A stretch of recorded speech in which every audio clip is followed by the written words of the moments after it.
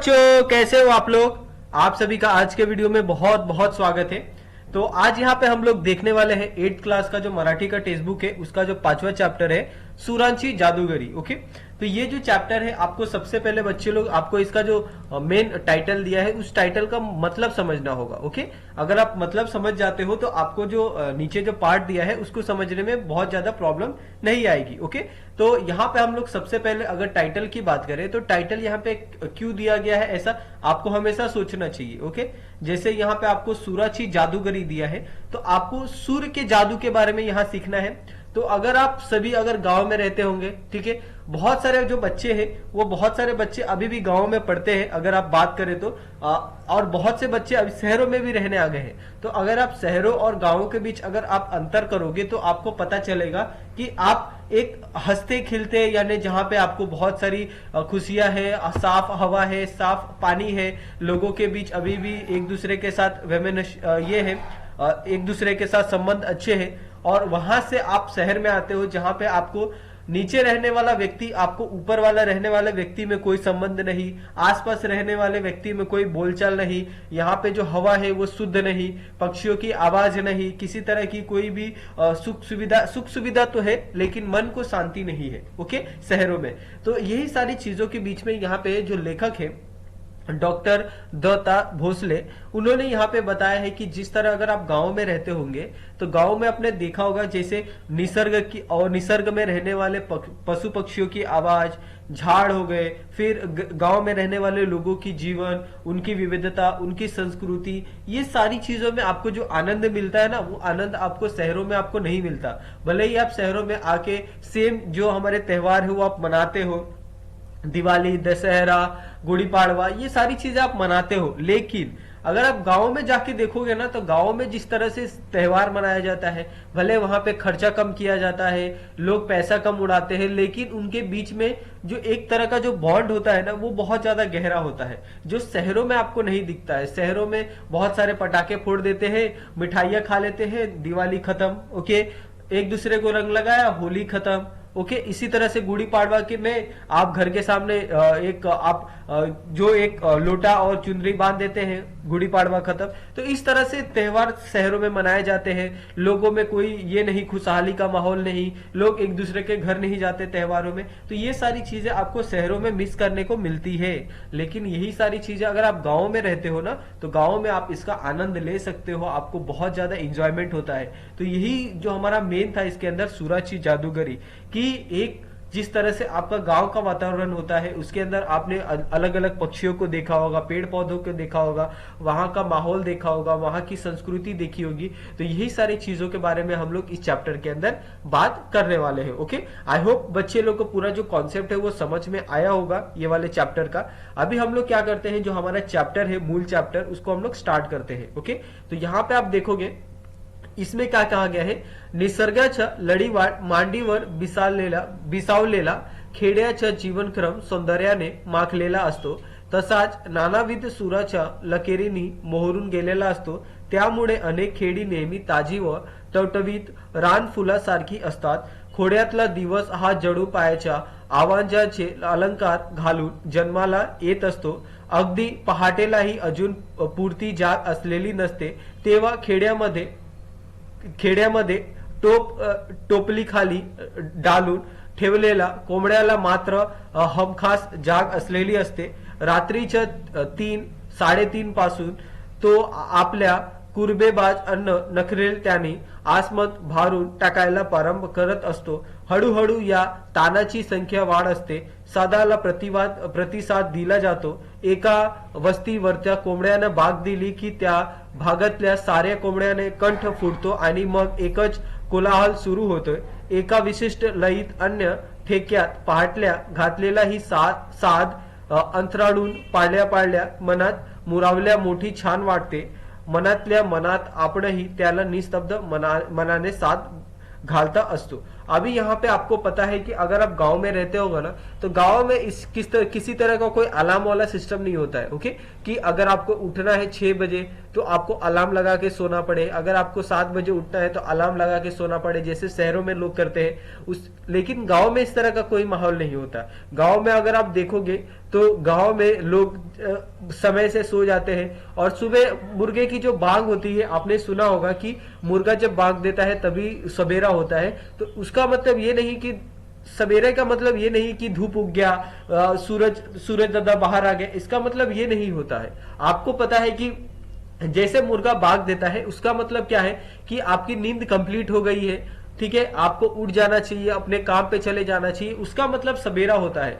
सवेरे का ये मतलब नहीं कि आप 7 बजे का इंतजार करोगे जब तक जो सूरज देवता है वो बाहर नहीं आते हैं और अपनी रोशनी चारों तरफ बिखेर नहीं देते हैं, चारों सारी चीजें हमको आंख से दिखाई नहीं देती, तब तक हम उसको उजाला नहीं मांगते, तब तक हम उसको सवेरा नहीं मांगते। तो ऐसा बिल्कुल नहीं है, गाँव में इस प्रकार का कोई ये चीज नहीं होता है। गाँव में अगर एक मुर्गे ने बाग दिया तो उसके आजू बाजू जितने मुर्गे रहने वाले हैं वो सारे क्या करते हैं, बड़ी जोर जोर से आवाज देने लगते हैं। ओके, और इससे क्या होता है कि जो पूरा गांव होता है एक अलार्म के भांति, जिस तरह से अलार्म किस तरह का काम करता है लोगों को उठाने का, उसी तरह से गांव में जो मुर्गे होते हैं वो एक अलार्म का काम करते हैं उनको उठाने के लिए। ओके, इसी तरह से जो गांवों की जिंदगी है वो चलती रहती है। ओके, और ये इस तरह से एक आनंद का भी सुख होता है और उनकी जो आवाज है, बाद में पक्षियों की आवाज है, ये भी धीरे धीरे आपको सुनने को मिलती है और इस तरह से उनका जो जीवन है बहुत खुशहाल तरीके से चलता रहता है। त्यानंतर सांगितलं दुसऱ्या बाद हळूहळू वाजायला लागते। उसके बाद मोर जो वो है क्या बोलते, कोमड़ी है, कोमड़ा है यानी मुर्गा है, उसके बाद दूसरी दूसरी जो आवाजें हैं उसके बाद आने लगती है जैसे जैसे लोग उठने लगते हैं। तो इसमें क्या क्या है, ते म्हणतेत घरातले दरनारचे जाते, घराघरातल्या बायका कोंबड्याच्या बांगेर बरोबर जैना होऊन चिमणीच्या प्रकाशात गच अंधारला पाडत करत झोपलेला जात्याने गायाला लाभतात। त्या जात्यांचे मंद लयबद्ध प्रौढ आणि दमदार आवाज छोट्या मोठ्यानं ताना व हरती घेत असताना भरून जातो। ओके, अभी यहाँ पे आप देखोगे, यहाँ पे भी सेम आपको जानवर देखने को मिलेंगे, आपको गाय भैंस सारी चीजें देखने को मिलेगी, लेकिन यहाँ पे जो गाड़ियों की आवाज हो गई, लोगों की शोरगुल की आवाज हो गई, इतनी ज्यादा होती है ना कि आप यहाँ पे पक्षियों की आवाज ना मात्र सुन सकते हो, गायों भैंसों की आवाज बहुत लोगों ने तो शहरों में रहने वाले लोगों ने सुनी भी नहीं होगी, ऐसा मैं कहता हूं, लिख के देता हूं। लेकिन अगर आप गांव में जाओगे, जैसे सवेरा होता है, लोग क्या करते हैं, उठते हैं, सबसे पहले अपने जो भी उनके पास पशु पक्षी होते हैं उनको खाना खिलाने के लिए उनको बांधते हैं, उनको चारा देते हैं। बहुत सारी गाय हैं वो आवाज निकालती है अपने मालिक के लिए कि हमको खाना दो। बहुत सारे जो उनके बछड़े हैं उनके दूध के लिए वो बेचैन होते हैं, उन दूध के लिए वो अपनी माँ को पुकारते हैं। तो इस तरह की आवाज अगर आप सुनोगे ना तो आपका दिल बहुत खुश हो जाएगा। लेकिन ये सारी चीजें आपको गांव में ही देखने को मिलेगी, यहाँ पे आपको देखने को नहीं मिलेगी। ओके, फिर इसीलिए तो लोग कहते हैं, आज भी क्यों कहा जाता है कि गांव में आपको शांति मिलेगी, लेकिन शहरों में आपको इस तरह की जो चीजें हैं वो धीरे धीरे गायब होती जा रही है। लोग यहाँ पे एक तरह से, एक मशीन किस तरह से काम करता है, अगर मशीन को सेट कर दिया जाए, सुबह 7 बजे उठने का, रात को 11 बजे सो जाने का, फिर सुबह 7 बजे उठने का, रात को 11 बजे सो जाने का, इनके बीच में कैसा काम करते रहने का, तो यही सारी चीजें आपको शहरों में देखने को मिलती है। लेकिन गाँव में ऐसा नहीं होता। गाँव में अगर आप कोई त्योहार आ गया, कोई चीजें हो गई, तो लोग एक दूसरे के साथ सारी चीजें मनाते हैं। किसी के घर पे कोई फंक्शन हो गया, ठीक है, तो ये सारी चीजों में लोग एक दूसरे का सपोर्ट करते हैं, लोग एक दूसरे का साथ देते हैं और ये सारी चीजें एक दूसरे के साथ वो करते हैं। ओके, उसके बाद आगे ये कहा गया है कि घास घातल्यावर जाताना निगडाना पडदा आवाज, पीठ होताना येणाऱ्या सौम्य सूर आणि गाळा मोकळा झाल्यावर जात्याने काढलेली प्रसन्न व कोमल सुरावट आईच्या उबदार अन्न मंदपणे हालणाऱ्या मांडीवर मस्तक ठेवून एकता एकता आपणा एक वेगळ्याच्या वातावरण जातो। पाण्या जड झालेला असतात, अर्धवट जाग आलेली असते, अंधाऱ्याला पिवळ्या प्रकाशाच्या सिडकावा लाभलेला असल्या घरातल्या साऱ्या वस्तूंना स्वप्नील रूप प्राप्त झालेला असते। त्या ओळखीच्या असूनही ओळखी वाटत असताना अन्न त्यात जात्याने संगीत साऱ्या अंगावर जात्याने पीठ भुरू भुरू पडावे तसे सांडत असते। या सांगितलं आईच्या गाड्यातला गोड आंब्यानी साथ दिलेला असते, त्यातून तिच्या मनातील लपून बसलेली स्वप्ने प्रकट होत असतात। अन्न त्यामुळे आपण आपले उडत नाही, मंदपणे हलणाऱ्या पाण्याच्या केव्हा मिटतात हे समजत नाही। या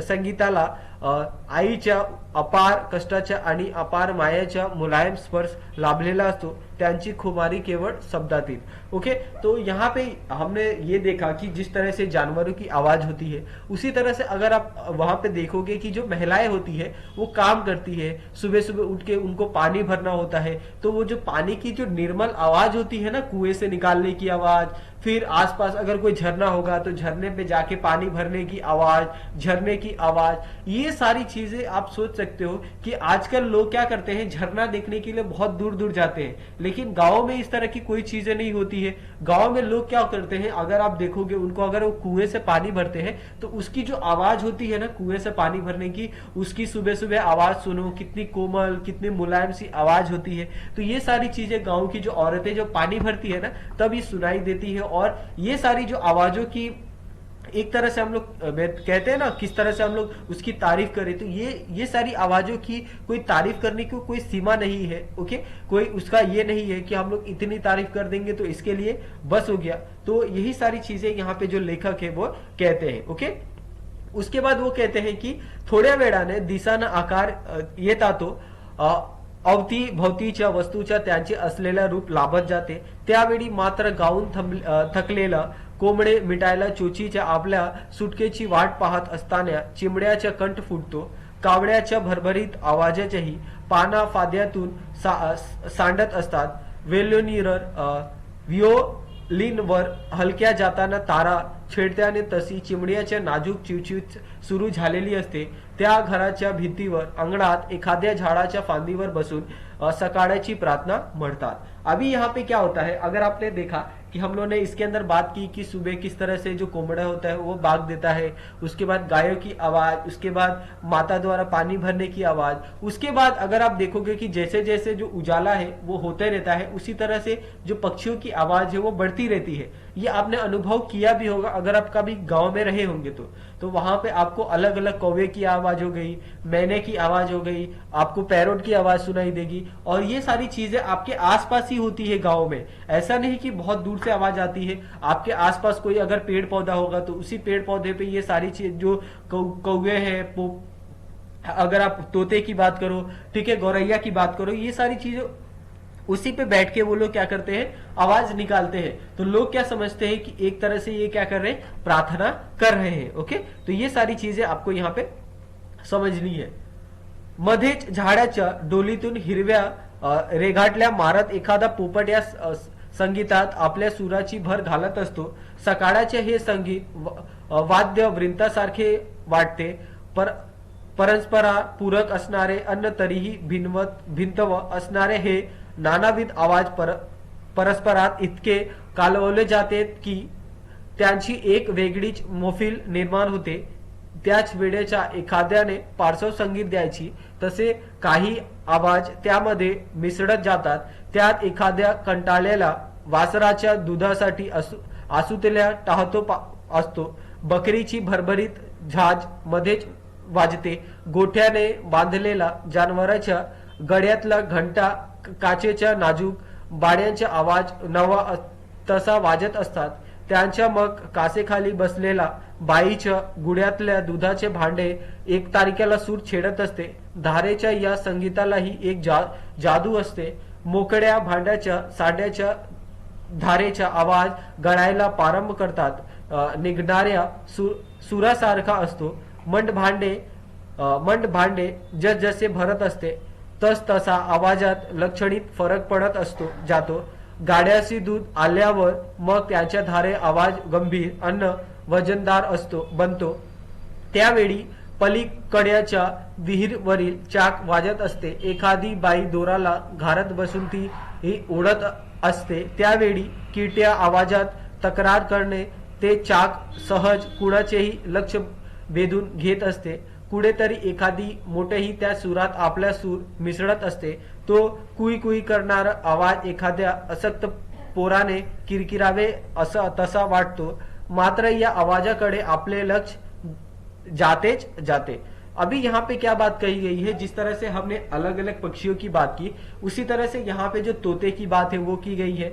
अगर आप देखोगे तो गांव में सुबह सुबह लोग क्या करते हैं, जो उनके पास गाय होती है, बकरियां होती है, भैंस होती है, उनसे वो लोग क्या करते हैं, दूध निकालते हैं। ओके, जो दूध निकालने की जो धारा की आवाज होती है ना, अगर आप किसी बाल्टी में अगर दूध निकालते हो, किसी बर्तन में अगर आप दूध निकालते हो, तो उसकी जो आवाज होती है ना, वो आवाज सुन के आपको बहुत आनंद आएगा। ओके, बहुत मीठी सी आवाज होती है। उसके बाद दूध लेने के लिए जो घंटा गाड़ी आती है, उसकी आवाज आपको सुन के बहुत अच्छा लगता होगा। वहां पे अगर आप दूध, जो आपने दूध निकाला है, वो दूध अगर आप घंटा गाड़ी में डालते हो तो उसकी आवाज बहुत अच्छी होती है। तो ये सारी आवाजें से सुनने में आपको बहुत ज्यादा आनंद का अनुभव होता है, और यही सारी चीजें यहाँ पे कही गई है। अगर एक दूसरे के बीच कोई नोकझोंक हो जाए तो एक दूसरे की जो महिलाएं हैं वो सपोर्ट करके यहाँ पे बात करती है। उसी बीच जो बच्चों की किरकिरी है, यानी उनके जो शोरगुल है, वो उनको आवाज के रूप में सुनाई देते हैं। तो ये सारी चीजें गांव में ही आपको सुनाई देती है, शहरों में ये सारी चीजें आपको नाम मात्र भी सुनाई नहीं देती है। ओके, उसके बाद आगे यहाँ पे क्या कहा गया है, आसमानात सुरांचे, शब्दाचे आणि आवाजाचे संमेलन भरलेला असतो, गावाला जाग असलेली असते, साडेतलई प्रार्थना मंदपणे आपल्या कानावर येत असते, जनावरांच्या हंबरणे मध्येच वातावरणाला भारभूत करणे, लहान मुलाचे आवाज वातावरणाला छेदून अवकाशात जात असतो, घरातल्या भांड्याचे आवाज, धुणाऱ्या आवाज, भाकरी थापण्याचे आवाज, काटक्याड्या मोड्याचे आवाज, कोड्यासाला दिलेला फोडणीच्या तडतड करणारे आवाज, ओठ मिळून रवीचे तोंड दाबून ठेवणाऱ्या ताक घुसळण्याच्या माठाचा आवाज, त्याबरोबर स स असा आवाज काढणाऱ्याच्या गोंडीचा आवाज, नानाविध पशुपक्ष्याचा आवाज, दूर अंतरवरून घुमत घुमत येणाऱ्या झाडांचे आवाज, ओढ्यांचे खडखड, पाण्याची सडसड, मध्येच फाटण येणाऱ्या चाबकाचा आवाज, रस्त्यावर आकारण बुकारण्या कुत्र्यांचे आवाज, किडामुंगी टिपण्यासाठी बाहेर पडणाऱ्या कोंबड्याच्या कॉक कॉक असा ठेवा घडणाऱ्याचे आवाज, देवकाड्याचा नानाविध आकारांच्या घंटाचे आवाज, नवजात कोकरांच्या मधल्या पाठीचे आवाज, स्वयंपाक करणाऱ्या आईसमोर आठवून रडत बसणाऱ्या लेकरांचा आवाज, जनावरांच्या हंबरणाऱ्या, त्यांना गायरानात नेत्याने येणाऱ्या शेकडो खुरांचा आवाज, घर कामता धंग झालेला एखाद्या सुनेच्या बांगड्याचा आवाज किती म्हणून संगावते। तो यहाँ पे अभी देखो कि यहाँ पे हमने बहुत सारी आवाजें सुनी, लेकिन इसके अलावा भी बहुत सारे आवाजें होती है। आप गांव में देखते हो कि गांव में लोग एक साथ सुबह सुबह खाना बनाते हैं, क्योंकि उनको खेत में जाना होता है, उनको अपने खेतों में जाके मेहनत करनी होती है। तो जब घर की जो महिलाएं होती है ना, जो घर की जो माताएं होती है, वो क्या करती है, दाल में फोरन लगाती है, तड़का लगाती है, तो वो तड़के की आवाज आपने सुनी होगी। माँ के बाजू में बैठा एक बच्चा जो अपनी माँ से किसी चीज की डिमांड कर रहा है, उसकी आवाज आपने सुनी होगी। ओके, उसके बाद अलग अलग जो वहां पे गाय पक्षु रहते हैं, उनकी आवाज सुनी होगी। अगर आपने रोड पे देखा होगा गांव में, तो कुत्ते आपस में भूखते रहते हैं, उनकी आवाज आपने सुनी होगी। ओके, उसके बाद अगर गांव में कोई नदी वदी है तो उसकी आवाज आपने सुनी होगी। ओके, उसी तरह से बहुत सारी जो चीजें हैं गांव में, उसकी आवाज आपने सुनी होगी। अगर बहुत सारी जो चींटियां हैं, चींटियों को खाने के लिए जो मुर्गे होते हैं, उनके कॉक कॉक की आवाज आपने सुनी होगी। तो ये सारी चीजें आपको गांव में सुनने को मिलती होगी। तो यही सारी चीजों आवाजों के ऊपर यहाँ पे जो लेखक है उन्होंने कहा है कि आवाजें से जो जादूगर है वो सच में एक जादू है, क्योंकि आपको ये जादू सिर्फ गांव में देखने को मिलता है और कहीं आपको ये चीजें देखने को नहीं मिलती है। ओके, उसके बाद आगे कहा गया है कि आपण कानात प्राण आळून एकाल्यावर आवाजाची दुनिया आपल्या भोवती फेर धरू लागते। हे सारे आवाज एकमेकात कालवलेला असतात, वातावरणाला जिवंतपणा आणतात, आपल्या मनाला लसलसत्या सुरांचे पान आपोआप अंकुरलेले असते, आपले मनही मग आपोआप या नानाविध सुरांच्या समेत लात तरंगत असते। और यही सारे आवाज सुन के जो हमारा मन है वो बहुत ज्यादा प्रफुल्लित हो जाता है, और ये सारे आवाजों को सुन के हमें जो टेंशन होता है पूरे दिन का, वो टेंशन हमें खत्म हो जाता है। और इसी तरह से अगर आप सुनते हो ना कि जो म्यूजिक होता है ना, म्यूजिक आपके बहुत सारे टेंशन को कम कर देता है। ओके, ये आपने सुना होगा, आप चाहे शहर में रहते हो या गांव में रहते हो, ऐसे बहुत से जो लोग हैं जो सच में उस फील्ड में बहुत ज्यादा माहिर है, वो सच में कहते हैं कि अगर आपके पास बहुत ज्यादा टेंशन है, अगर आप उस टेंशन को भुलाना चाहते हो, तो या फिर आप नेचर में चले जाओ, या फिर आप किसी जंगल में ऐसे जाके बैठो शांत, ऐसे जगह चले जाओ जहां पे आपको लोगों से आप बात कर सको, ठीक है, वहां पे जाके आप पक्षियों की आवाज सुन सको, ठीक है, या फिर आप म्यूजिक सुनो, गाने सुनो, ठीक है, तो इससे क्या होगा कि जो आपका स्ट्रेस है वो कम हो जाएगा। ओके, तो यही सारी चीजें आपको इस पार्ट के अंदर देखने को मिलती है। तो आपको ये लेसन कैसा लगा प्लीज आप लोग मुझे कमेंट करके बताइएगा, ठीक है, और इसमें अगर कोई गलती हुई होगी मुझसे तो आप लोग प्लीज उसे भी आप मुझे कमेंट करके बताइएगा। तो थैंक यू सो मच बच्चे लोग, मिलते हैं हम लोग नेक्स्ट वीडियो में।